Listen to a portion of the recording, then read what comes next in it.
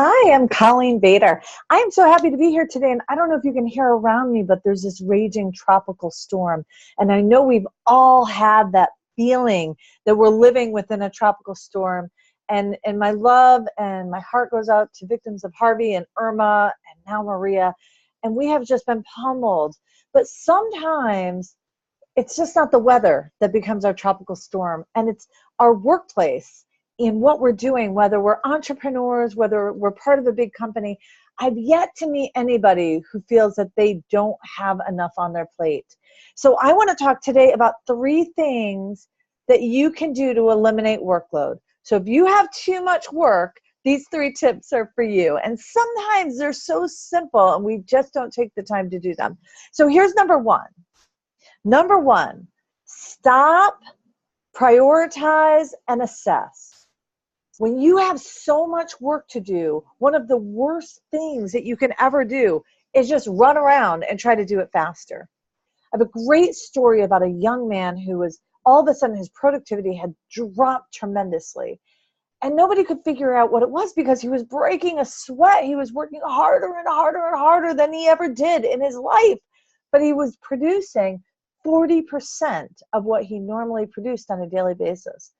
And when we watched him and we really took a look at how was he spending his time, what he was doing was he was just running back and forth and back and forth and doing a little bit of everything. And when we stopped and we asked the question, hey, what are you doing here? What's your strategy? He said, oh, I have so much work to do, Colleen, that I'm just trying to figure out what I should do first and get the most important stuff out first.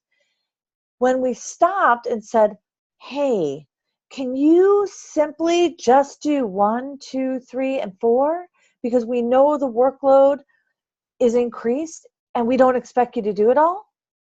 It was an amazing shift. One, his shoulders were lighter, but he was able to then focus on the task at hand and get started. And his productivity actually improved over his past productivity.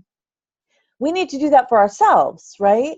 So many times it's analysis paralysis. We're just running around trying to figure out what to do next and how to get it all done.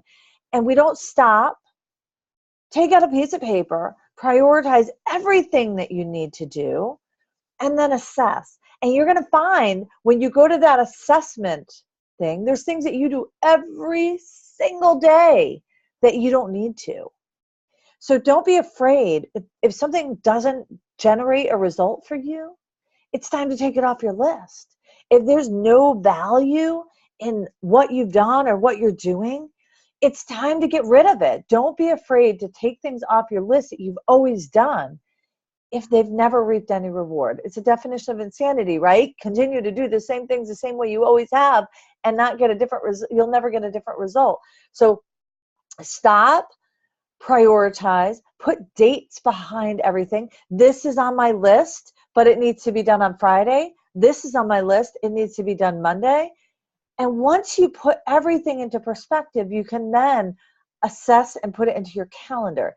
And you always do the hardest things first because that's when you have the most energy, and you reward yourself with the most exciting things at the end of the day. You're going to find that you're so much more productive, but you'll also find that you've spent a little time in analysis paralysis. So take that 15 minutes, regroup, grab a cup of coffee or whatever it is, kabuchi, and just write down your list and prioritize and take a few minutes. Okay, number 2, bucketing. I was taught how to bucket by my admin years ago.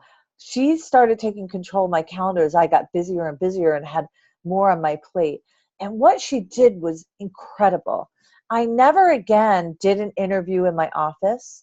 I did interviews while I was walking so that way I could get some exercise in while I was doing interviews. And amazingly, I heard better in that situation. I never would move from location to location without a list of people that would be called during that time. So I never made phone calls from my office again, unless it was something that I really needed to take notes on or be in front of a computer. But if I just needed to touch base with someone and check in, those were all done in my travel time. That freed up the time during the day to make a difference. So by bucketing my travel time with phone calls, my interviews with exercise time, whatever it is, It's important. We started networking golf because we realized that there was a great need for people to have that balance, that time to breathe and enjoy life while doing business. And it turned out to be more effective. So business leaders who combine really valuable tools like golf and activity with building relationships, it is by far one of the most beneficial strategies that you can have. So find time, really assess what you're really spending time on and bucket them together. A couple examples are, when I focus on development with leaders, I will bring 3 leaders together, sit down at lunch with them, and now I have 3 valuable meetings, and they're all learning from each other. So now I have one meeting, maybe it's an hour and a half, but had I done those meetings individually and separate, by far it would be over 3 hours, right? And they wouldn't get as much value out of it because as someone else is learning and I'm focused on their development, the other 2 people are sitting at the table really learning from them as well. And it also breeds a different level of teamwork. Now those 3 people help each other, right? So now it's the onus of their development is not just on me, it becomes a team effort. So think about, what can you bucket together? Can you bucket activities that you enjoy doing with relationships that you have to build? Can you put things, one of the most famous, the thing the thing that you hear the most about bucketing, and they don't call it bucketing generally, but it's having set email times. Email is a great derailer. So check email from 8 to 9 and 4 to 5, and that's it. And that's your time that's set for it.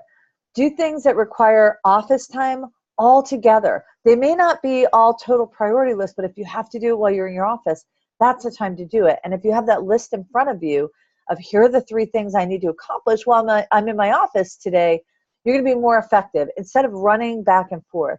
The other thing, that if you're fortunate enough to have an admin or someone that works with you and setting things up for you, you can also give them your schedule ahead of time.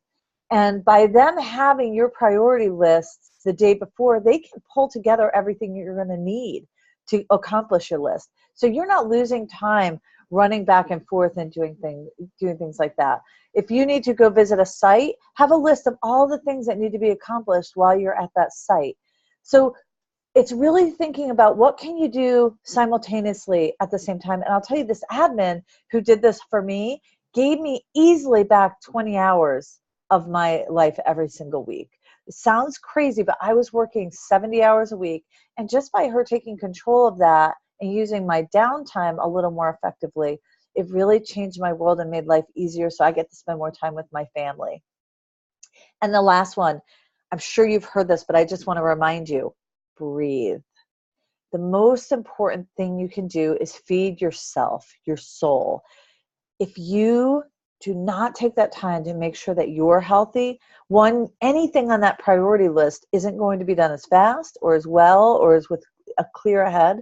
So make sure that you're taking time, even if it's 30 minutes, go for a run. Go do a set at the gym and get your energy and your blood flowing and your muscles moving, because it's proven that the healthier you are, the more energy you have, the more creative you are, the more clear thinking you are. And that's going to help you get through that list quicker. I promise you, if you commit a half an hour to yourself and your own personal well-being, you're going to have more time in your day, because you're going to see that list go way much faster. I believe in meditation as well, meditation and prayer, because I believe it does the same thing. So couple those 2 things. You don't have to spend an hour meditating or praying, but 10 minutes or 20 minutes to just empty your brain so you can approach things more clearly and with more focus and with less stress. It's going to make the world of difference. So if you're really busy, you have too much work to do, I really challenge you to do those 3 things. 1, stop, prioritize, and assess. 2, bucket things. And 3, take care of yourself. Have a great day. Here's to your success, and thanks for joining me.